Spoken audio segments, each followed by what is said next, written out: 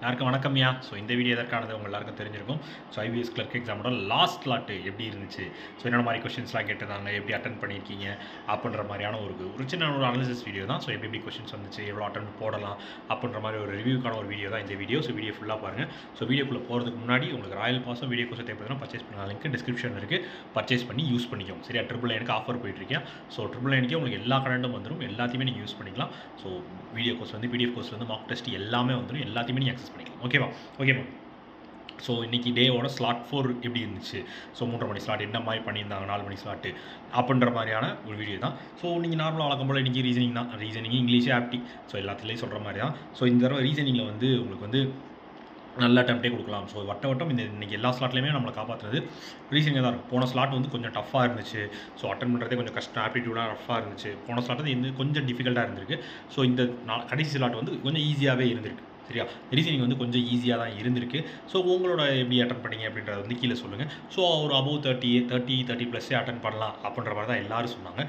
So reasoning போக வந்து உங்களுக்கு வந்து இங்கிலீஷில் வந்து நீங்கள் நார்மலாக பேசிக்காக படிச்சிருக்கேன், நார்மலான எனக்கு ஒரு எரர் ஸ்பாட்டிங்கில் டவுட் கண்டுபிடிக்க தெரியாத அளவுக்கு இருந்தாலும் பரவாயில்ல, ஆனால் நான் வந்து அட்டன் பண்ணணும்னு நினச்சாலும் நீங்கள் வந்து மினிமம் வந்து ஒரு 18 வரை அட்டன் பண்ணலாம். ஏன்னா காம்ப்ரிஹென்ஷன்லாம் வந்து ஈஸியாக பார்த்து ஆன்சர் கண்டுபிடிக்கிற மாதிரி இருந்திருக்கு.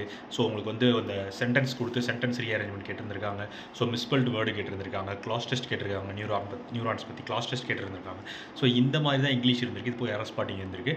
ஸோ இங்கிலீஷ் வந்து நீங்கள் நார்மலாக ப்ரிப்பேர் பண்ணியிருக்கேன், நான் கரெக்டாக பண்ணிட்டு இருக்கேன், அக்யூரசி மட்டும் போடுறேன் அப்படின்னாலே இங்கிலீஷ் வந்து நீங்கள் வந்து ஒரு 15 to 18 வரையுமே அட்டெம்ப்ட் கொடுக்கலாம். அந்த ரேஞ்ச் தான். ஏன்னா என்கிட்ட சொன்ன வரையும் அந்த ரேஞ்ச் தான் சொல்லியிருக்காங்க. 15-18 வரையுமே கொடுக்கலாம் தாராளமாக அப்படின்னு சொல்லியிருக்காங்க. ஆப்டிடியூடில் உங்களுக்கு ஃபுல் சிம்பிளிஃபிகேஷன், டிஇ. ஸோ இது ரெண்டு மட்டும் எனக்கு தெரியும், அதில் நான் செம்ம ஸ்ட்ராங்கு அப்படின்னா கண்டிப்பாக நீங்கள் 20 மேலே அட்டன் போட்டிருப்பீங்க. ஏன்னா அது ரெண்டு மட்டும் சேர்த்தே வந்து கிட்டத்தட்ட 20+ கொஸ்டின்ஸ் வந்துருக்கு. ஸோ 2 டிஏஇ, ஸோ இது போக சிம்பிளிஃபிகேஷன் மட்டும் நீங்கள் அட்டன் பண்ணிங்கனாலே ஃபுல்லாக நீங்கள் நல்லாவே பண்ணிக்கலாம். இது போக வந்து அப்ளிகேஷன் இந்த தடவை வந்து உங்களுக்கு நம்பர் சீரிஸாக காணும். ஸோ நிறைய பேர் வந்து நம்பர் சீரிஸ் இல்லை, அதுக்கு பதிலாக சிம்பிளிஃபிகேஷன் நிறையா இருந்துச்சு, அதோடு சேர்த்து வந்து எங்களுக்கு டிஐ வந்துருச்சு அப்படின்னு சொல்லியிருந்தாங்க. ஸோ இந்த மாதிரி தான் வந்து ஆப்டிடியூடு இருந்திருக்கு. ஸோ மினிமம் ஆப்டிடியூடில் 20 அட்டன் பண்ணலாம் அப்படின்னு சொல்லியிருக்காங்க. ஓவரால் அட்டெம்ப்ட்டு நான் கேட்ட வரையும் ஓவராலாக இருக்கிறதுலே கம்மியான அட்டெம்ப்ட் எவ்வளோ அப்படின்னு பார்த்தீங்கன்னா 74 சொன்னாங்க. ஸோ இன்றைக்கி என்கிட்ட சொன்ன வரையும் எல்லாருமே வந்து 74, 73, 75 இந்த ரேஞ்சில் தான் சொல்லிட்டு இருக்காங்க. So minimum attempt.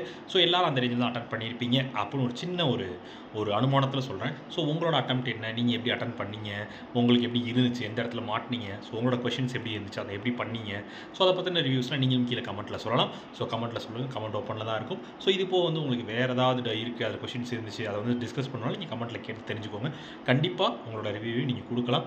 ஸோ எப்படி இருந்துச்சு அப்படின்றது ஓவரால் அனாலிசிஸ் நம்ம அதுக்கப்புறமேட்டு ஒரு வீடியோவில் பார்ப்போம். ஸோ இந்த வீடியோ உங்களுக்கான 4th ஸ்லாட்டுக்கான ரிவ்யூ வீடியோ தான். ஸோ பார்த்துக்கோங்க, பயப்படாமல் தைரியமாக இருக்குது. ஓகேவா? ஓகே மக்களே, ஸோ இருக்க அந்த வீடியோ மேக் பண்ணேன், வேறு ஒன்றும் இல்லை. டாடா, பாய், see you.